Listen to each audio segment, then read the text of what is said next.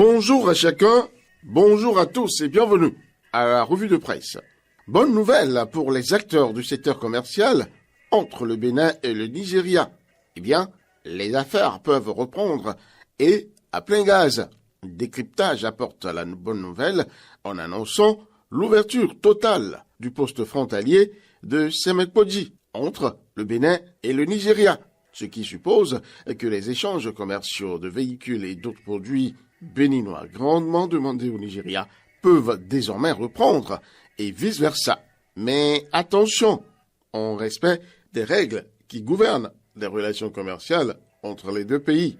Les souvenirs douloureux de la fermeture de cette frontière depuis 2019 vont donc finalement s'effacer et progressivement.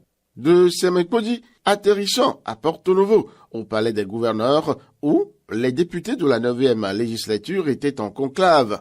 L'affiche du jour annonce que la modification de la loi sur la gestion des produits chimiques et de leurs déchets vient de recevoir le consentement des députés, une loi qui devrait mettre les Béninois à l'abri de toute déconvenue en matière environnementale et sur le plan santé. Restons à l'Assemblée nationale pour évoquer cette fois-ci la guerre larvée qui sévit depuis quelque temps entre majorité présidentielle et minorité, ce qui a obligé la majorité représentée par le groupe parlementaire l'Union progressiste, le Renouveau, à donner de la voix à travers une conférence de presse pour fustiger le comportement des démocrates. Signal Décryptage Info, c'était jeudi. Le potentiel renchérira. Le porte-parole de l'UPR à l'occasion de cette sortie, Akhenatonde, plaide pour un Parlement responsable. Mais la nouvelle tribune ne l'entendra pas du tout de cette oreille. Pour ce journal, c'est l'ivresse de la majorité mécanique qui gagnait déjà ce groupe parlementaire. La pomme qui aura valu ses coulibés au groupe parlementaire Les Démocrates, c'est bel et bien la question orale formulée par l'un d'eux, le député Sodjinou, en l'occurrence, qui a interpellé le gouvernement sur la détention de Rikiat Madougou, rapporte le journal, et ceci n'est pas du tout du goût des défenseurs du gouvernement à l'Assemblée nationale.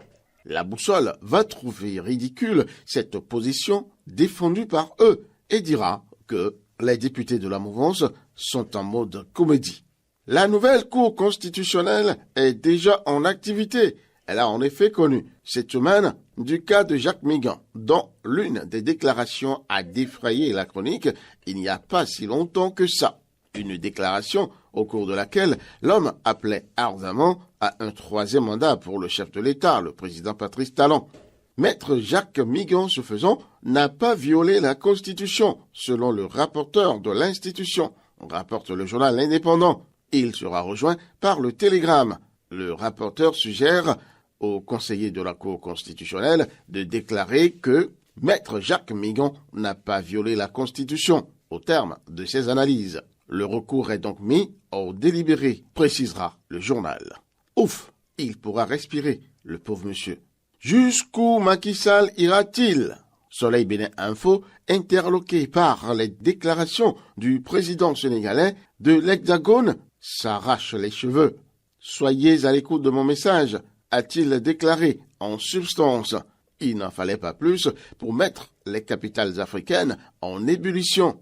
Qui, pour fustiger cette déclaration de Macky Sall, qui d'autre pour le vouer aux gémonies?